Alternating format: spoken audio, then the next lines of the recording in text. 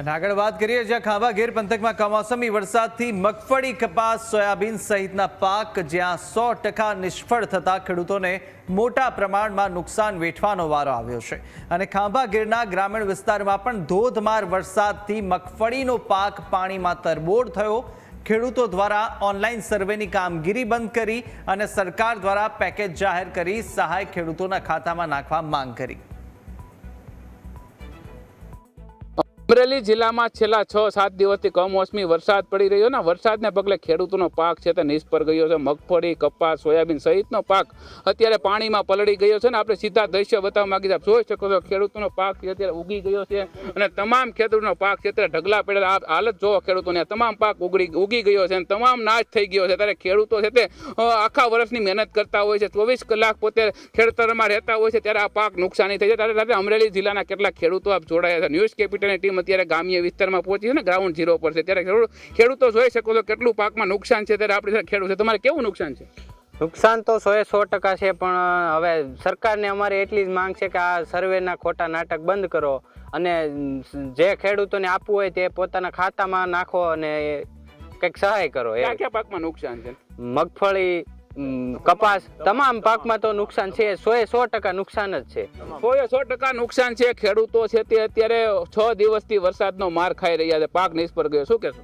હવે હાવ બધાય પાક નિષ્ફળ ગયા છે। એરડા, કપા, ચોમાહાના બધાય પાક નિષ્ફળ ગયા ને નીણે નિષ્ફળ ગઈ છે। એટલે સરકાર જે મા બાપ છે એટલે ખેડૂતને કંઈક સહાય કરે એવી અમારી વિનંતી છે। ખેડૂતોને સહાય કરી વાત છે, તમારી માંડવી આખી સંપૂર્ણ ઉગી ગઈ છે, પાક નુકસાન થયું છે, શું કહેશો?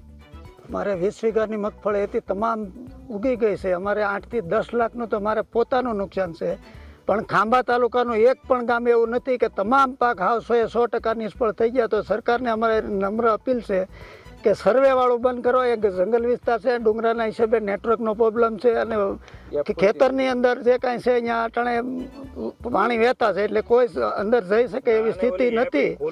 એટલે અમારું એવું કહેવું કે ઝડપથી તમે સહાય આપો, ઝડપથી સહાય આપો તેવી માંગ છે। ખેડૂતને નુકસાન થયું, તમારે કેવું નુકસાન છે? શું માંડવી ઉગી ગઈ, શું કહેશો?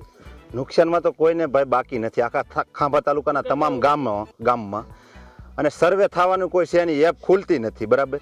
એટલે જે કરવું હોય ડાયરેક્ટ સર્વે કરી અને વગર સર્વે કરે જે સહાય આપવી હોય સરકાર આપે એવી અમારી વિનંતી છે। સર્વે કરીને ન કરે અને તમામ સહાય પેકેજ આપે। ત્યારે આપણે ઉમરિયા ગામના સરપંચ છે, સરપંચ કેવું તમારા ગામમાં નુકસાન છે, શું માંગ છે? નુકસાન હોય 100% છે। ખેડૂતનો એવી માંગ છે કે બધે જે મગફળી હતી એ ઉગી ગઈ છે। આમ જોવો આમાં કેટલા કોટા ફૂટ્યા છે, દાણે દાણો।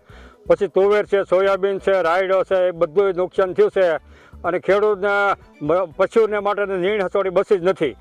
એટલે ખેડૂતના ખાતામાં સીધો જેટલું વાવેતર હોય એ પ્રમાણે પૈસા ચૂકવજો, બરાબર ને? 7 દિવસથી વરસાદ પડી રહ્યો છે, તમામ પાક ઉગી ગયો છે, શું કહેશો? પાક ઉગી ગયો છે એટલે નુકસાની પૂરી જ છે, એમાં કાંઈ ખામી નથી।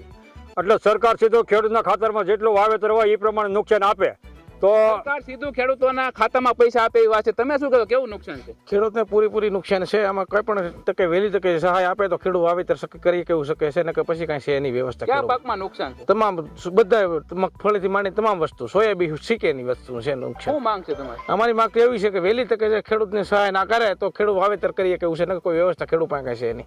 આ હતા અમરેલી જિલ્લાના ઉમરિયા ગામના ખેડૂતોને છેલ્લા 6-7 દિવસથી વરસાદ પડી રહ્યો ને વરસાદને પગલે મગફળી, સોયાબીન સંપૂર્ણ પાક નાશ થયો છે ને ખેડૂતોની માંગ છે કે આ ઓનલાઈન સર્વેના ગતકડા બંધ કરો ને વહેલી તકે નુકસાનીનું પેકેજ જાહેર કરીને ખેડૂતોના ખાતામાં પૈસા નાખો। Dashrathsinh Rathod, news capital, Khambha, Amreli.